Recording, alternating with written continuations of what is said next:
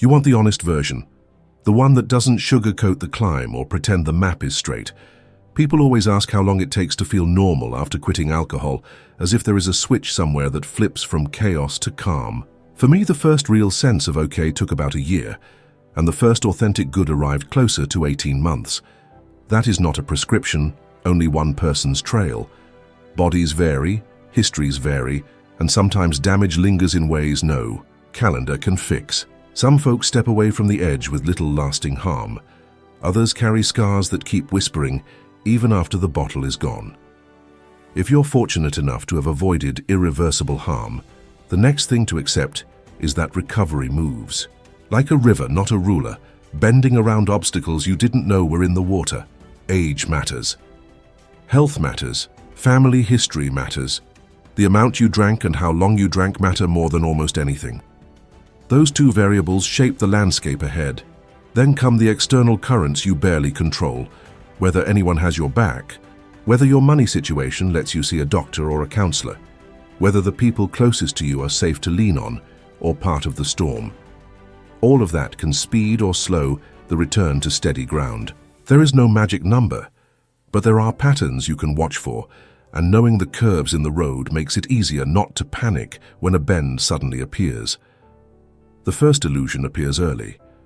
When the last round leaves your system, you feel better simply because you are no longer poisoned. That relief can masquerade as healing. A hangover fades or a bout of withdrawal cools, and your brain whispers that the worst is finished. It is not. Putting the drink down is essential, and it is only the opening move. Plenty of us have set the glass aside for a few days, felt newly invincible, and toppled right back into the hole. I have quit in a burst of energy, and quit in a slump and relapsed from both places. I have stumbled out of a detox space with grand promises, and then walked straight to the shop across the street. I have left a hospital too early because lying still felt unbearable, only to find myself back a week later begging for help. If you are reading this on day 1 or day 3, take heart, but also brace yourself. The body's first sigh of relief does not mean the mind is done negotiating. There is another truth many of us hesitate to speak aloud. Some people drink themselves into places where someone else finally takes over the decision-making. Wards, clinics, rooms with buzzing lights and schedules. If you ever feel a strange nostalgia for being looked after, you are not broken. A portion of us learn to equate crisis with care. On some level, we drank to the point where nurses, techs, counselors, and friends had to wrap us in structure. It is hard to admit, but it helps to name it. When you understand that comfort, you can look for healthy ways to meet the need for support without detonating your life to get it. The mental state you bring to early sobriety will shape how those first days feel. My last slide before long-term stability was not dramatic. No thunderbolt, no cinematic vow. I didn't wake up with an angel in one ear and a devil in the other. I simply kept choosing not to drink one day at a time until the choice felt less like a wrestling match. I didn't notice the exact moment when effort turned into rhythm. I can only see it in hindsight, and the view in the rearview mirror shows something like this. Around the 1-year mark, the constant fight softened, and at some point after that, the baseline shifted from white-knuckle restraint to quiet habit. Before you reach that gentler stretch, the body stages its own theater. If you are young and generally healthy, and your drinking was more moderate, the worst of the shakiness, sweating, queasiness, jitters, and sleeplessness often begins around 6 to 12 hours after the last drink. For many people in that group, a couple of nights of real rest dulls the worst of it. If your pattern looked more like daily heavy use, you are likely facing true withdrawal rather than an extra rough hangover. The peak often lands at roughly 3 days. In severe cases, there is a hazard called delirium tremens, where reality tears. Without medical help, that state can stretch close to 10 days. With proper care, the worst usually eases within about 5. Here is the part nobody wants to hear. If your mind has ever split from reality during withdrawal, a shard of that experience may always rattle in the drawer. I wish it were not so. Delirium tremens is not merely shaking and sweating. It is a full break, a terrifying narrative your brain writes and then forces you to inhabit. The fear is not a reaction to the visions. The fear comes first, like a drumbeat that starts before the parade of images. When that happens, your body lays down trauma, as if the events were truly happening, because for you they were. Later, something as ordinary as a muffled melody in the next room or a flicker at the edge of your sight can trigger old panic. You may find yourself checking to confirm the music is real, to confirm the shadow is a curtain and not a snake. That does not mean you are failing at recovery. It means a frightening thing happened, and your nervous system remembers. If your path does not include that extreme, the early weeks still carry their own weather. The first fortnight is rough. Many people crawl through those days swearing never again, and then, cruelly, the mind tries to bargain. The good news is that after those 2 weeks, your physiology begins to settle. Blood pressure moves toward normal, ranges, electrolytes stabilize, your heart rate calms. That translates to a felt sense of no longer bracing for collapse. The constant rush of panic decreases. You stop clutching your chest every time your pulse skips. That dread of imminent death, which is a real symptom, not melodrama, begins to quiet. Urges also lose a little of their teeth. Notice I said a little. There is a useful distinction between an urge and an intrusive thought. An urge is a bodily pull. Stand up, go get it now.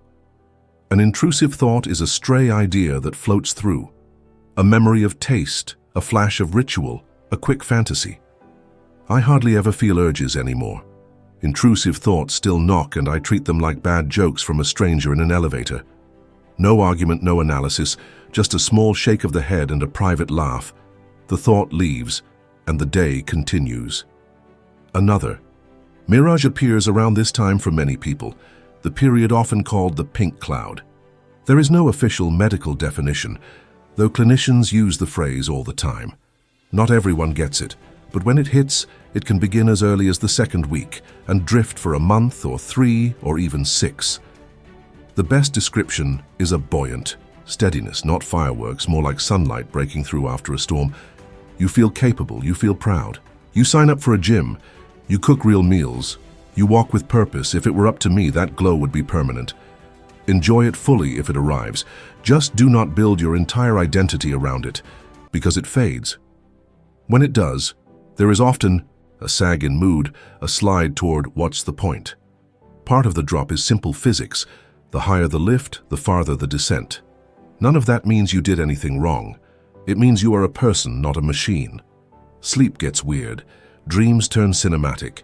You might wake convinced you drank, heart racing, cheeks hot, shame already rehearsing its speech, only to realize it was only a night movie projected by a brain rewiring itself. Those dreams matter. I'm not a mystical thinker, yet I respect those midnight dispatches. They offer a rough gauge of where you are. When the nightly scenes of bars, bottles, and binges stop monopolizing your nights, a corner has likely turned. Sometimes the mind delivers metaphors so clumsy they feel like jokes, like opening a bottle in a dream and discovering spiders pouring out. The point is not the symbolism. The point is that your deeper mind is talking to you about risk and revulsion and choice. Somewhere between 3 and 6 months, many people notice the first clear dividends. Focus sharpens.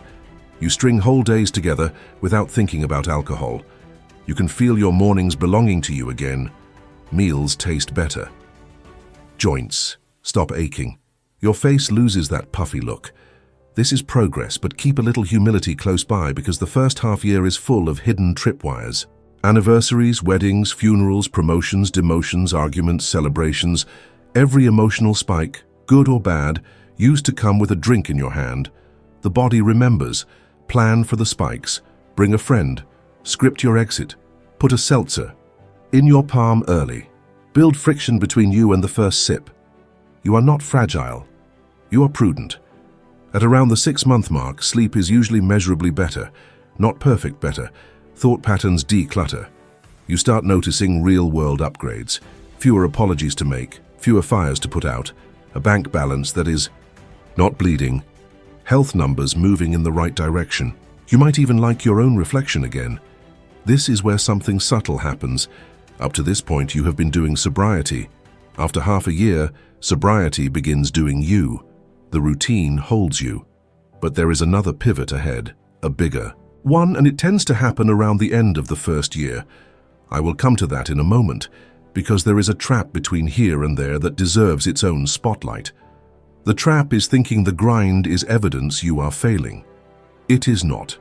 The grind is the work working. One day stacks on another.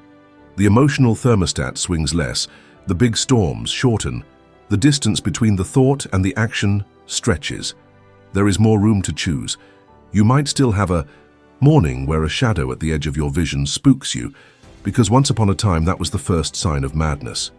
You might still sit up in bed listening to a vague melody and need to check that a neighbor's radio is actually playing. These aren't failures, they are echoes. Echoes fade. If you need a practical frame for the first part of the journey, try this. The first week or two belong to your body. Feed it, hydrate it, rest it, move it gently, let it shake and sweat and reset while staying safe. The next month or two belong to your routines. Build simple anchors, same wake time, same bedtime, regular meals, a walk even when you do not feel like it, short check-ins with someone you trust, small creative tasks that give you a sense of completion. Then the next span belongs to meaning. Ask what made alcohol so magnetic.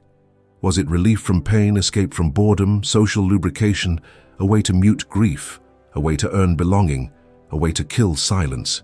No need for dramatic answers. Simple, honest sentences are enough. Meaning makes abstinence sustainable. Somewhere around 9 months, many people notice the nightly drinking dreams start to thin out or lose their emotional punch. For some, that is the mile marker where normal shows its face for the first time. For others, it is the one-year celebration that truly marks the shift. I will speak to that larger turn in the next stretch, because it carries hope and a warning at the same time, and both are useful. For now, hold to this. If your timeline is slower than someone else's, nothing is wrong with you. Your brain and body are doing intricate repair work. If your timeline is quicker, do not gloat, stay humble. You are not the exception to physics. You are simply traveling a slightly different slope on the same mountain. What you can control is your next day. One day stacked on one day is how a year appears, and then a year and a half. And then the moment arrives when you notice you have been smiling for no particular reason, tasting your coffee as if it were the first cup of your life, hearing the neighborhood wake up and realizing you are awake with it rather than chasing it from behind. That is what normal begins to feel like. It is not fireworks, it is quiet capability.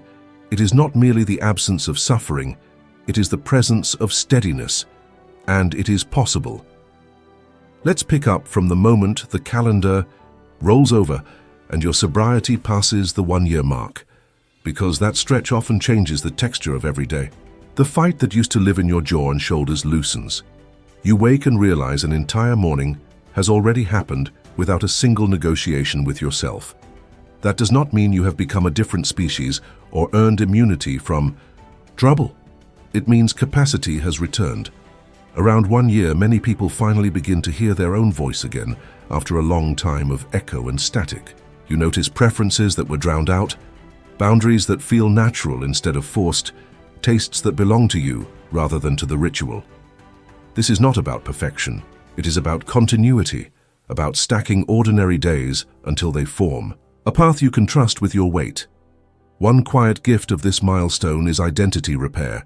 For a long time, alcohol functioned like a costume and a script. It told you when to laugh, when to withdraw, when to become loud, when to disappear. Without it, a blank stage can feel intimidating. So you start small. You learn the shape of your evening when it does not revolve around a pour. You discover what kind of friend you are when you remember every conversation the next morning. You test honesty in tiny increments, telling someone you are tired and going home, telling someone you cannot make a late dinner because early mornings make you feel strong, telling yourself the truth when a craving passes through. At first, this feels like walking on a dock with loose boards. Then your feet learn where the planks are stable. You stop looking down as much. You look up and forward. Statistics and stories both suggest that the first 12 months are the most volatile. After that, the likelihood of slipping often drops, not to zero, but to a level that allows breathing room. Beware the trap that hides inside that good news. Complacency whispers that you have outgrown the danger. Pride tries to bargain back old habits under new names. The smarter response is a humble one. Keep the simple tools nearby. the non-alcoholic. Drink in your hand at events. The practiced answer when someone pushes you. The routine that keeps your mornings anchored. The human you text when a wave hits. You are not fragile, you are prepared. That is what strength looks like now. There is a mental weather pattern that can drift across this period with little announcement, and it has a mouthful of a name that points to lingering adjustments beneath the surface. Think of it as the brain's second phase of recalibration. The body has already steadied heart rate, blood pressure, and sleep architecture. The mind follows on a slower schedule. Days come with fog around the edges. You can work, but focus frays in the late afternoon. Sleep happens, yet you wake unrefreshed. Mood tilts unexpectedly. You might feel fine by lunchtime and hollow by evening. None of this means failure. It means your nervous system is still renegotiating chemistry. Some people find that talking to a clinician, experimenting with therapy, or trying short-term medication helps. Others stick to behavioral levers: consistent bedtimes, sunlight, hydration, movement, simple meals, gentle structure, and ride it out.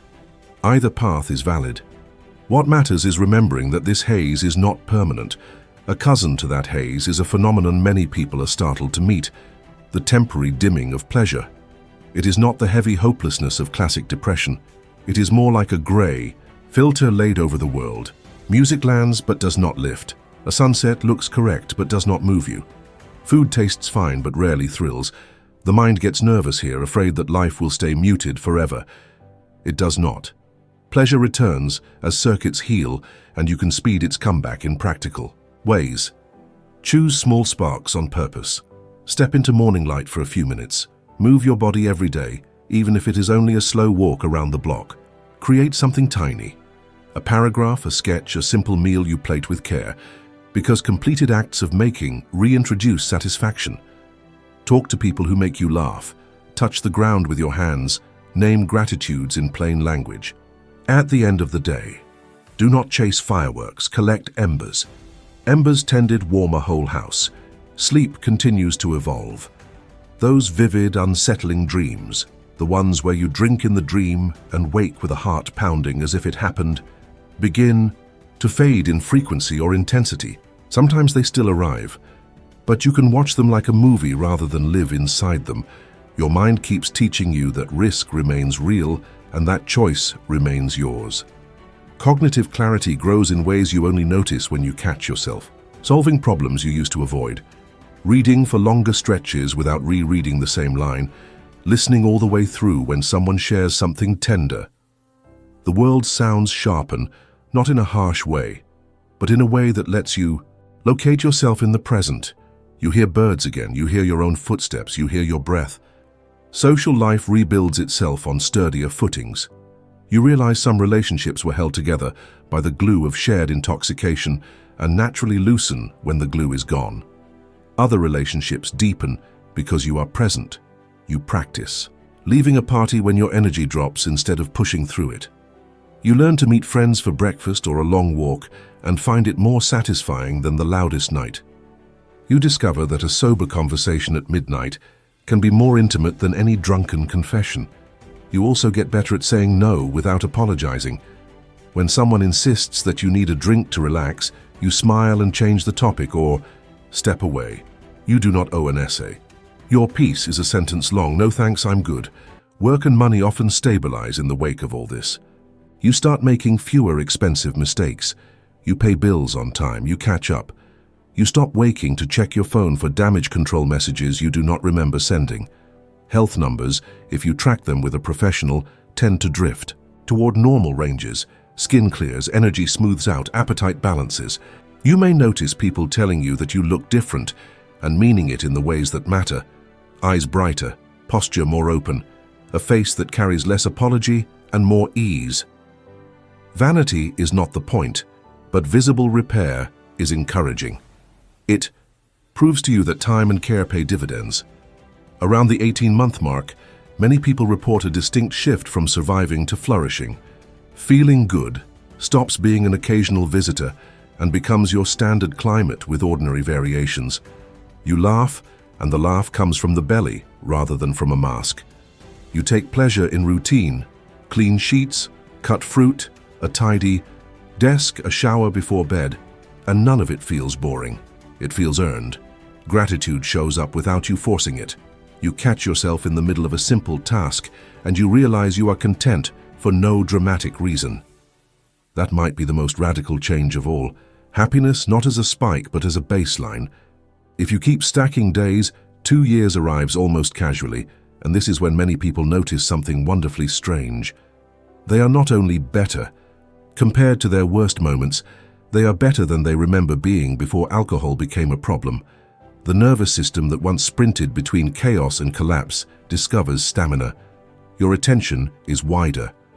You have more room for other people's stories because yours is not constantly on fire. You become the person people call when they need steadiness.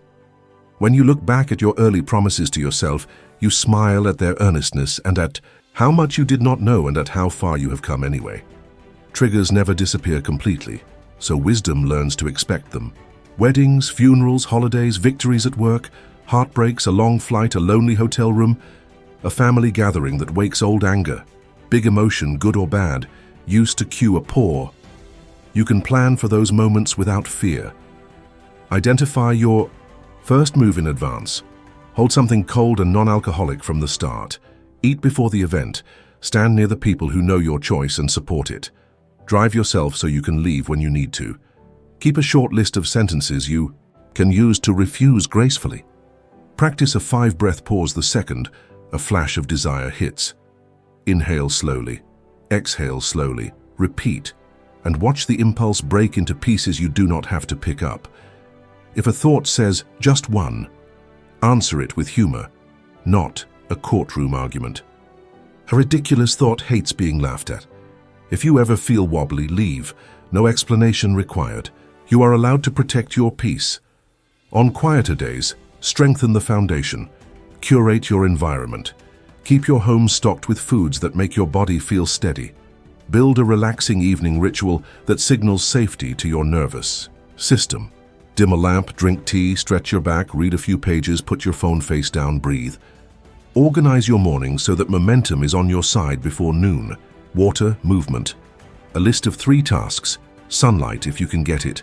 Invest in the kinds of friendships that grow through conversation and reliability rather than spectacle. Learn a skill that requires practice over time. A language, an instrument, a garden, a craft. Because mastery teaches patience, and patience protects sobriety. In relationships, sobriety becomes a living apology more than a speech ever could. You show up when you say you will. You say you were wrong when you were wrong. You fix what you can fix and accept that not every story gets a clean ending. Some people forgive quickly, others never do. You do not drink over either outcome. Trust builds slower than it breaks, but it does build. And it builds beautifully when you honor your commitments consistently. You earn being seen as dependable by being dependable, one ordinary act at a time. As for joy, relearning it is a practice. Variety helps. Try small novelties that do not threaten your balance. Take a different route home. Listen to music you have never explored. Cook a dish you have never tasted. Visit a neighborhood you have not walked. Take photos of light on walls. Pet every friendly dog. Send a handwritten note. Volunteer somewhere that reminds you that your story is part of something larger. Joy grows when you contribute. It grows when you learn. It grows when you notice. Now, answer the question that started this whole conversation with honesty and hope. How long until you feel normal after quitting? For a fair number of people, the first hint of better arrives in the first couple of weeks when the body finishes clearing alcohol and vital signs settle. More solid progress often shows up between 3 and 6 months, when routines stick and sleep repairs itself. The sense that the daily struggle is no longer constant tends to appear around 1 year. The feeling of genuinely good, not a spike, not a cloud, not a fluke, but a steady, trustworthy good, often blooms around 1.5 years. Sometimes later, sometimes earlier, depending on health, history, genetics, support, and the plain luck of the draw. If your route is slower, you are not broken. If your route is quick, stay humble and keep doing what works. The timeline is not a judgment, it is a description. Most of all, remember that new normal is not the absence of storms. It is the presence of a keel. You still get sad. You still get angry. You still get tired. You still have days where a shadow in the corner of your eye startles you, or a faint tune from a neighbor's window makes you pause. But you no longer feel ruled by fear or compulsion. You know what to do next. You know who to call, what to drink instead, how to exit a room, when to go to bed, what to say to yourself in a quiet voice. You have built a life where you can trust your own hands again. And that trust, that quiet confidence you carry into the kitchen in the morning and into the evening when the day closes. That is what freedom tastes like. If you need a closing promise, take this one. Keep stacking ordinary days. Keep honoring simple routines. Keep asking for help before you need it. Keep laughing at the thoughts that want you to take them too seriously. One day you will look up and realize you have walked a long way from where you began, and the air you are breathing is clear and the ground under your feet is solid, and the word normal is no longer something you chase. It is the way you live.